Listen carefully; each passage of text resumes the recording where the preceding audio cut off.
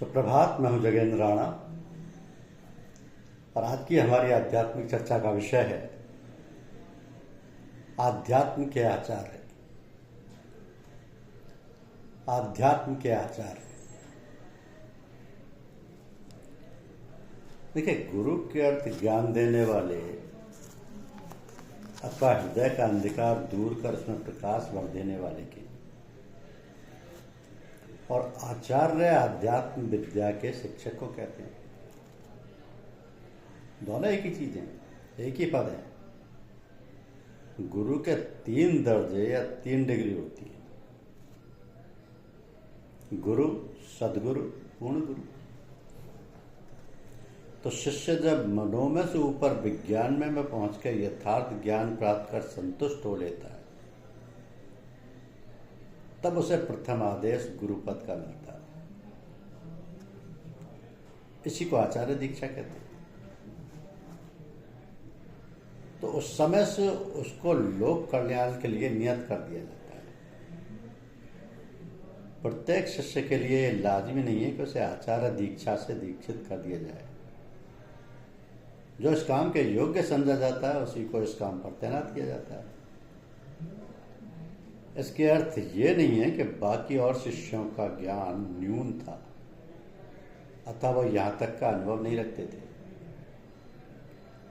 बल्कि इसका तात्पर्य ये था कि शिक्षक में जो और समझाने बुझाने इत्यादि बाहरी व्यवहार की बातें होनी चाहिए थी,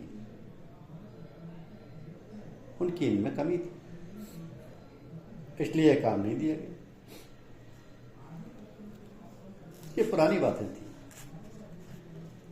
ऋषिकृत ग्रंथ में इसका पता मिलता है, और आज भी कहीं कहीं पूर्ण संतों के दरबार में इस शैली का अनुसरण होता है।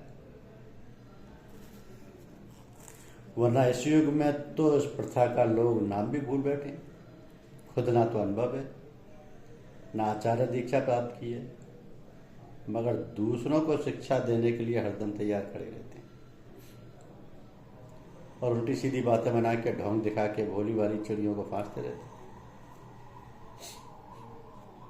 आपन घर पानी नहीं और अनवक्षत खीर, आपन मन निश्चल नहीं और बदावत धीर।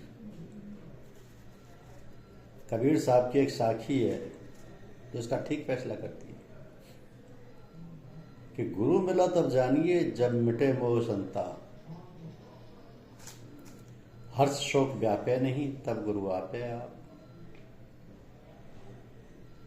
तो जिसके समीप पहुंचते ही हृदय की तपन बुझ जाए, शांति व शीतलता का अनुभव होने लगे, मन संसारी चिंताओं से मुक्त हो परमात्मा की ओर खिंचने लगे, उसको समझ लेना चाहिए कि वो गुरुपद प्राप्त किए हुए। और जब शिष्य के अंदर सहनशीलता और समता आ जाए, तब उसको गुरु के योग्य समझना चाहिए। तो इस तरह शिष्य की पहली इजाजत विज्ञानमय कोश में और दूसरी इजाजत आनंदमय कोश व सतलोक में दी जाती है।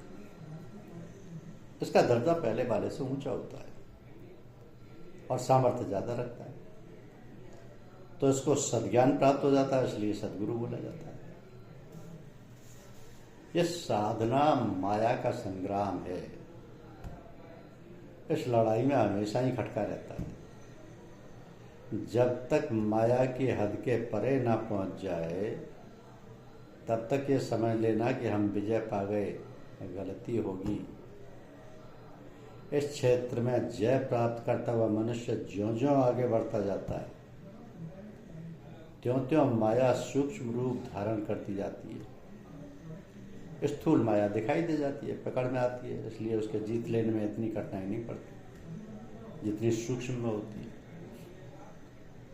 और ना तो समझ में आती है, ना उसका कोई प्रत्यक्ष रूप दृष्टिगोचर होता है, और अंदर ही अंदर घुन की तरह अंतःकरण को चाटती रहती है, यहाँ तक कि उसे खोखला है बेकार करके छोड़ती है।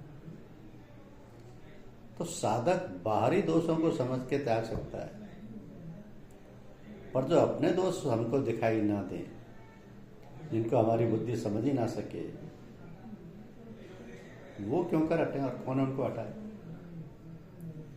तो गुरु पद पर पहुंचे हुए अनेक साधक माया की इस लपेट को सहन नहीं कर सकते और कुछ ही दिनों में स्थान से च्युत होकर गिर पड़ते। तो प्रथम दीक्षा वाले शिष्य यानी गुरु पद को प्राप्त करके भी काम, क्रोध, लोभ, मोह इत्यादि के मोटे मोटे कंबल तो अपने ऊपर से उतार के फेंक देते हैं, पर सकामता की झीनी चादर जिसमें मान, प्रतिष्ठा, अपना, पराया, राग, द्वेष के सितारे जड़े होते हैं, अपने तन से नहीं हटा सकते और ना इसे हटाने को तैयार होते हैं, क्योंकि ये उनको दिल को बहुत प्यारी लगती है। चाहे शरीर झुलस जाए, चाहे स्थान छोड़ना पड़े, चाहे सारी क्रिया कराया चौपट हो जाए, पर यह मदिरा की बोतल उनके हाथ से नहीं छूटती और नशे में इतने मदोश हो जाते हैं कि अपने को बहुत बड़ी चीज समझने लगते हैं।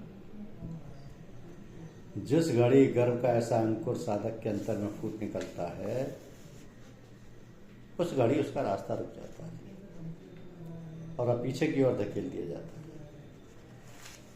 क्यों गरज आदम हुनर पोशीदा शुद्ध, गरज या कामना के आते ही असली ज्ञान लुप्त हो जाता है। कहावत है गरज वाला बावला होता है, ये बिल्कुल ठीक है। गरज के आते ही विवेक शक्ति मुर्दा हो जाती है। गरज के प्रबल वेग में मस्तिष्क से विचार शक्ति निकल के बाहर जा खड़ी होती है। गरज बुद्धि पर ढक्कन बन के लिपट जाती है, जिससे उसके ज्ञान का सूर्य छिप जाता है। तो कंचन और कामनी सही अथवा मान बढ़ाई सही, ये सब इच्छा या गरज ही है। जब तक ये मौजूद हैं तब तक निष्कामता नहीं है। सकामता का ही दायरा चल रहा है और उसके छोर के समीप पहुंच चुके हैं। ये संभव है कि एक ही छलांग में हम उसके बाहर पहुंच जाएं और ये भी मुमकिन है कि टक्कर खा के हम उल्टे ही गिर पड़े। बस गुरुपद वाले में इतनी कमी रहती है, वो हल्की सी कामनाओं की एक गठरी हरदम सिर पर बांधे रहता है और उसे छोड़ना नहीं चाहता। तो जिस शिक्षक में ऐसे लक्षण दिखाई दें उसे गुरु कहते हैं।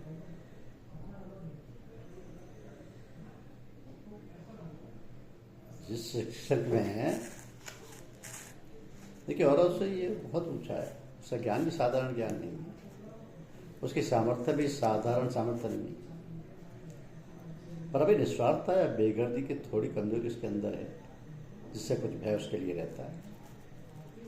ऐसे मनुष्य के गिर पड़ने या चोट खाने से उसके ज्ञान का सर्वथा लोप नहीं हो जाता, वरना वह उसके भीतर अप्रकट रूप से मौजूद रहता है और गलती समझ में आने पर, फिर हिम्मत करने पर अधिकार को फाड़ के उसके अंदर का सूर्य फिर प्रकाशित उठता है और उसे मार्ग दिखा देता है। उसी उजाले में वो आगे बढ़ जाता है और सदगुरु के पद को प्राप्त कर लेते हैं। इतनी गुरु की कहानी। गुरु पद में कुछ वासनाएं रहती हैं और अहम भाव व स्वार्थ भी रहता है, थोड़ी भेद बुद्धि भी रहती है। वो अपने को ऊंचा मानता है और दूसरे साधारण मनुष्यों को नीचा समझता है। समता उसके स्वभाव में नहीं होती। वह जीवों को शरीर से भिन्न जीव रूप से नहीं देखता, बल्कि शरीर के साथ देखता है। इसलिए अपना पराय का ज्ञान भी उसमें मौजूद रहता है। तेरा मेरा राग द्वेष उसे बांध लेते हैं और पूर्ण शांति उसको नहीं मिलने देते। तो उसका मस्तिष्क कभी शांत हो पाता है और कभी बेचैन हो इन विकारों में भ्रमण करने लगता है। पीछे के द्वंद्वों का बहुत सा हिस्सा तो खत्म कर चुका, पर अभी थोड़े से द्वंद्वों का तय करना शेष रह जाता है। इसी अवस्था वाले शिक्षक को गुरु कहते हैं। तो इस तरह गुरु पद को प्राप्त हुआ साधक लड़ता झगड़ता, माया की आसुरी शक्तियों से संग्राम करता हुआ जब विज्ञान में को पार कर आनंद में जा पहुंचता है, तब उसे दूसरी इजाजत अपने गुरु की ओर से मिलती है, जिसमें उसके अधिकार और बढ़ जाते हैं और वह सदगुरु बना दिया जाता है। तो ये दीक्षा मध्यम आचार्य दीक्षा बोली जाती है। इस स्थान में पहुंचते ही राजसी व तामसी बादल छट जाते हैं, व्योम बिल्कुल स्वच्छ और निर्मल हो जाता है, जिससे आत्मा रूपी सूर्य का प्रकाश प्रत्यक्ष से मिलता है, उसका सत प्रधान बन जाता है। वो आत्मा के इतने निकट हो जाता है कि जहाँ से उसको दिव्य तेजोमय रूप साफ साफ नजर आता है। अब जिस वस्तु को वो सुनता आ रहा था वो प्रत्यक्ष उसके सामने आके उपस्थित हो जाती है। तो ये ज्ञान उसको सच्चा ज्ञान होता है। उसकी बुद्धि रितंबरा बन जाती है, उसका मन वासनाओं को त्याग कर निष्काम हो जाता है, उसका अहम स्थूलता को छोड़ इतना सूक्ष्म अति सूक्ष्म बन जाता है जिसमें उसका होना ना होना एक जैसा मालूम होता है। तो गुरु के पद ज्ञान में कमी बेशी थी। वो कभी तमोगुण रूपी अंधकार में छिप जाता था, कभी रजोगुण के धुंधले प्रकाश में टिमटिमाता हुआ दृष्टिगोचर होता था, और कभी सतोगुण रूपी सूर्य के उदय होने पर साफ साफ नजर आता था। परंतु यहाँ ज्ञान सदैव एक रस है। यहाँ रसतम का प्रभाव हट जाता है और वह लुके हुए कोने में छुपके बैठ जाता है और केवल सतोगुणी अपना राज्य करता है। तो सात्विकी मन व सात्विकी बुद्धि से वो ऐसा अनुभव करता है कि जैसे अग्नि के एक बड़े समूह से अनेक चिंगारियां निकल के चारों ओर फैल जाती हैं, उसी तरह एक ही चेतन भंडार से अनंत जीव निकल के इस ब्रह्मांड में भर गए और मैं भी उन्हीं में से। तो इनमें और मुझमें कोई भेदभाव नहीं है। जो मैं हूँ वही ये है, ये सब मेरे ही अंग, मेरे ही जाति है, मेरे ही भाई हैं। उनमें ऊंच नीच और छोटा ही बड़ा ही कुछ नहीं है, सब एक जैसे ही, सब समान है, एक जैसे गुण रखते हैं, सबने एक सी सामर्थ्य पाई है। अज्ञान से अथवा गलती या भूल से ये सब अपने को अलग अलग समझ बैठे हैं, एक दूसरे से द्वेष करते हैं। वरन माला में गुथे हुए दोनों की तरह एक ही लकड़ी से बने, एक ही सूत्र में बने। माला का एक दाना यदि अपने को अलग कर ले तो वो सारी माला को बेकार बना देता है। ऐसी माला फेंक दी जाती है। लोगों को कोई भला उससे नहीं होता। तो यही जो दाना जुदा हुआ था उसकी इतनी बेकदरी की जाती है कि उसे घूरे पर फेंक दिया जाता है। सदगुरु पद पर पहुंचा हुआ साधक भी प्रत्यक्ष ऐसा ही देखता है। उसके दिल में ऐसा विश्वास हो जाता है कि मेरी अकेले की उन्नति कोई उन्नति नहीं, जब तक कि इन सबको भी उसी ऊंचे शिखर पर ना पहुंचाया जाए। वो समझने लगता है कि मुझे पूर्ण शांति उस समय तक नहीं मिल सकती जब तक कि उन प्राणियों को शांत ना कर लूं जिनसे मैं अर्थ में घिरा रहता हूँ। ये विश्व एक गृहस्थी है जिसमें अनेकों जीव इकट्ठे निवास करते हैं। इन सब का क्लेश जब तक दूर नहीं हो लेता तब तक हम किसी तरह भी सुखी नहीं हो सकते। तो जिस घर में कोई भूख से चिल्ला रहा हो, कोई रोग से पीड़ित हो, करा रहा हो, कोई आपस में लड़ झगड़ रहा हो, कोई मिथ्या बकवाद कर शोर मचा रहा हो, कोई और उपद्रव कर रहा हो, तो उसका प्रभाव सारे घर वालों पर पड़ता है। अगर उनमें से एक आदमी ये चाहे कि ऐसे वातावरण में हम अकेले सुख और शांति को झपट के अपने लिए ले लें और ऐसे कोई सरोकार ना रखें, तो ये बिल्कुल नामुमकिन है। वो तुम्हारे सब संगी हैं, वो सब तुम्हारे साथ बंधे हुए हैं, गृहस्थी रूपी शरीर के अंग हैं। उनका छोड़ के अकेला कोई कैसे शांति का लाभ कर सकता है। हाथ जल जाने पर सारा अंग दुखी होता है, पाँव में कांटा चुभ जाने पर चोटी से लेकर एड़ी तक सारा शरीर थर्राने लगता है।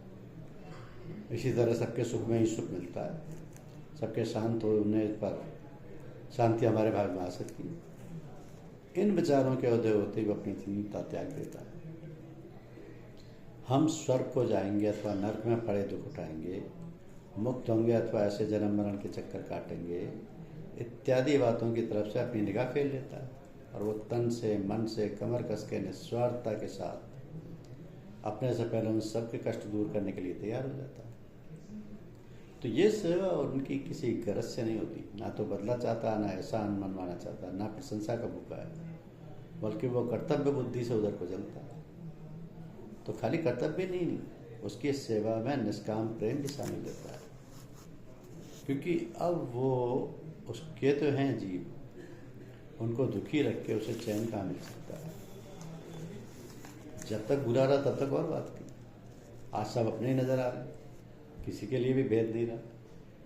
इस अवस्था को ही विश्व प्रेम कहते हैं। तो ये प्रेम ही उस सकामता के दायरे से निकाल कर बाहर खड़ा कर देता है। इसलिए कि प्रेम गरज नहीं रहने देता, प्रेम और कामना में सदैव वैर रहता है।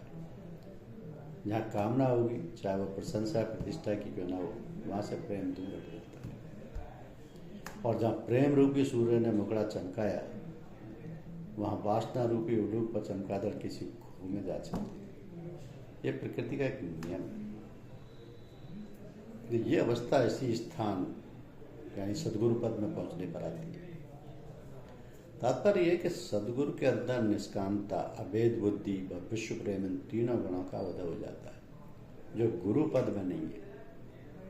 ऐसे सतधाम में पहुंचे हुए सतगुरु की सोबत में बैठना, उसके आश्रम को लेके अपने अंदर भरना, जहाँ तक हो सके दिल में उसकी याद रखना ताकि वो दूसरे बुरे विचारों में ना फंसे, उसी के आश्रय में रह के, उसी की आज्ञा में चल के उसकी इस आध्यात्म के ऊंचे शिखर पर चढ़ने की कोशिश करना साधक के लिए लाजमी है।